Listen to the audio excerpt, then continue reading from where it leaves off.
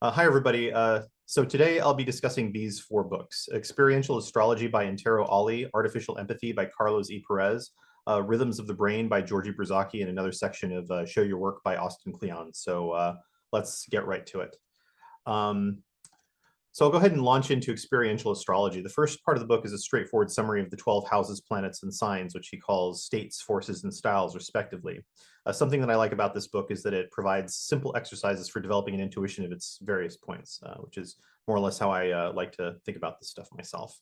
The part I read about was mainly on the nodal axis, which Antonelli points out is the first thing he looks at in a chart. This is where the moon crosses the ecliptic on the ascending and descending sides due to its orbital obliquity. The south node points towards fate, or where karma would send us without even trying, and the north node towards destiny, which he associates with meaningful difficulty. He warns that focusing too much on the south node in one's life can cause redundancies, but that it can also function as a salve and that a balance is needed, saying that the often exhilarating north node experiences of novelty can spin our lives like a swizzle stick in a cosmic cocktail of accelerating chaos. He also talks a bit about future memory with reference to the Australian Aborigines, mentioning that for the Koori tribe, the future has already happened and needs only to be remembered to discover who we have already become. He writes that Aboriginal dream time is synonymous with how they know the Earth as a massive dreaming entity incarnating as this planet, constantly dreaming all living things into existence. It's easy to accept that when we sleep at night, we inhabit a dream body that goes on adventures in dreamland. Now, imagine upon awakening, that same dream body goes to sleep and starts dreaming you into existence as you rise the next morning and go about the day. Very interesting. He then talks about four major asteroids: Juno, also known as Hygeia, Pallas, Ceres, and Vesta, and being taken by their respective mythologies, mentioning a book called The Asteroid Goddess by Demetra George and Douglas Block. Is that The Asteroid Goddesses? Well, I haven't read it, but I guess I'm sort of establishing an idiom of showing the covers of books that I happen to mention. That's about as far as I got in that book. I'll go into Artificial Empathy by Carlos E. Perez. So Carlos E. Perez is a computer scientist and blogger who, between his affinity for the American pragmatist Charles Sanders Peirce and the relevance of semiotics to his unconventional insights on the hard problem of AGI, is a little after my own heart. This book came out in, I think, 2019, so it's a little older than the recent watershed developments with large language models and diffusion transformers. But the problems are still relevant for reasons that get touched upon in the brief section that I read today. For instance, Perez talks a bit about a researcher named Leonid Moroz, who discovered how profoundly unrelated these animals called ctenophores were compared to any other species, counting them as perhaps the most exciting of the 12 independent origins of the nervous system. Perez writes, it's as if there's an attractor state with divergent paths of evolution that always converge towards the same solution. Despite beginning with different molecules, evolution attempts to solve the same inference problem and always arrives at the same solution. There are a few reasons that deep learning neurons are a rather far cry from biological ones. He describes an article about how a single neuron can have multiple thresholds, or even exhibit virus-like mechanisms that can send coding instructions back and forth to other neurons via RNA. What they're missing is what Perez refers to as nano-intentionality or swarm intelligence, invoking the recent work done by Michael Levin on bioelectricity and the complex coordination mechanisms required for morphogenesis and self-repairability. He mentions the argument made by Daniel Dennett in From Bacteria to Bach and Back, characterizing neurons as autonomous mini-robots. Nano-intentionality would exhibit a kind of behavior that Perez sums up in 5 points. 1, awareness. Each member must be aware of its surroundings and abilities. 2, autonomy. Each member must operate as an autonomous master, not as a slave. This is essential to coordinate the allocation of labor. 3, solidarity. Each member must cooperate in solidarity. When a task is completed, each member should autonomously look for a new task, leveraging its current position. Expandability. The system must permit expansion where members are dynamically aggregated.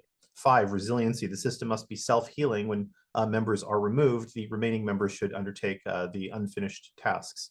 It reminds me a little bit of Erlang there, the programming language, or of OTP. Anyway, the technical aspects that Perez draws upon is in the difference between single instruction multiple data, aka SIMDs, and multiple instruction multiple data, or MIMDs, in parallel architectures. A form of SIMD is basically what we're used to with GPUs, and an early well-known one was the connection machine, which Richard Feynman consulted on. What he says we need are more MIMD models.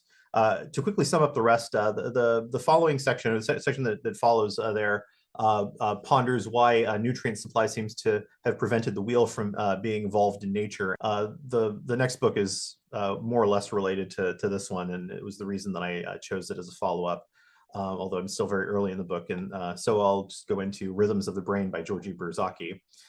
So I've only just started it and gotten through the prelude and a bit of the first chapter, but the energy that Berzaki brings is already making me pretty excited to get through the rest of the book.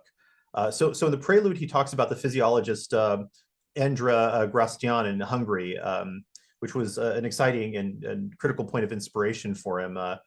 He learned from his lectures that brain's outputs actually control its inputs, rather than the other way around. Evolutionarily, outputs preceded high amounts of processing in very, very simple creatures. He talks about the deeply inspiring lunch lessons also, writing that the best training in Grastian's laboratory occurred through my participation in the regular lunch discussions that could go on for several hours, where topics meandered chaotically from homeostatic regulations of the brain to complex philosophical topics. It was during these lunch lessons where I first learned about the hippocampal theta rhythm, the oscillation that has become my obsession ever since. He fondly recounts that obsessing on even the smallest detail was fair game during such sessions, which is very different from a well-ordered seminar. Berzaki generalized the vision of the brain as a complex of nested oscillators that was by no means standard at the time. He emphasizes that what makes the brain so special and fundamentally different from all other living tissues is its organized action in time. He hopes to convert the reader into a brain rhythm enthusiast thereby. In the introductory chapter, he paints a vivid image of Hans Berger, the discoverer of EEGs. His sister had dreamed that he would fall off a horse and injure himself, which he did while the letter was in transit, causing him to become obsessed with the possibility of telepathy and direct his studies obsessively towards the brain's electrical activity, which he did in secret so as not to be ridiculed. In the next section, he establishes the importance of the concept of periodicity. So to wrap up my summary of what I read, I'll just read off the quote that opens the chapter. Nature is both periodic and perpetual. One of the most basic laws of the universe is the law of periodicity. This law governs all manifestations of living and non-living. In its broadest definition, periodicity refers to the quality, state, or fact of being regularly recurrent, a repeating pattern or structure in time or space. What goes up must come down. The sun rises and sets, and the days wax and wane. Without periodicity, there is no time. Without time, there is no past, present, or future. In living systems, the periodicity of individual lives gives rise to the continuity of life on Earth. Our existence has meaning only when experienced in time. This is relevant to my interests, as one other book that will probably come up in one of these videos is Syntax of Time by Peter Manchester, and it's looking into, well, the syntax of time. I'll move on to Show Your Work by Austin Kleon. So this is the only one that carried over from yesterday. It's a pretty easy read and pretty easy to summarize, which is great considering some of this material. I got up through section 9, going through Don't Be Human Span section, followed by Learn to Take a Punch and Sell Out. It started with the vampire test, or what I read started with the vampire test, which talks about how the Romanian-born sculptor Constantin Brancusi realized, much to his chagrin, I'm sure, that Pablo Picasso was, in fact, an energy vampire and stopped hanging out with him. Vampires cannot be cured, he writes. So, keep them away. This was followed by a section on knuckleball pitchers in baseball, which I found rather interesting. He points out that normal techniques like curveballs or fastballs will be jealously guarded secrets. But because knuckleballers are so rare, they'll tend to be very tight-knit and share their voodoo amongst one another openly. Knuckleballing is when a pitcher throws a ball with as little spin as possible, causing the air to move against the baseball seams, which creates unpredictable motion. He advises to keep people on a similar mission as you as close as possible and to nurture those relationships dearly. The last section praises meeting up in meat space and the advantages of doing so. Learn to take a punch advises to not show work that you can't handle being criticized by. In other words, if you can't really take it and it'll throw you off your game, keep it hidden for a while. But also to grow one's ability to handle the inevitable criticism that comes with showing one's work, and of course to learn how to take a punch in doing so. But it advises not to listen to all advice, just to be very discerning about where it comes from. If it comes from a good place, listen to it. If it comes from trolls, don't feed the trolls. The sellout section is a pragmatic admonition to not go overboard with what he calls starving artist romanticism, or the idea that money is always corrupting. Necessity being the mother of invention, he points out that, for instance, Mario Puzo wrote The Godfather at age 45 under financial duress. So this incentive has its uses. What I found to be a good piece of advice is that most platforms like Kickstarter and Indiegogo are much more useful when one already has a friendly audience built up, and that this audience can be built up by freely sharing one's work. Other points in this section were to keep a mailing list, which will contain one's biggest supporters. I'll end this summary with the closing quote by Michael Lewis. Above all, recognize that if you have had success, you have also had luck, and with luck comes obligation. You owe a debt, and not just to your gods, you owe a debt to the unlucky.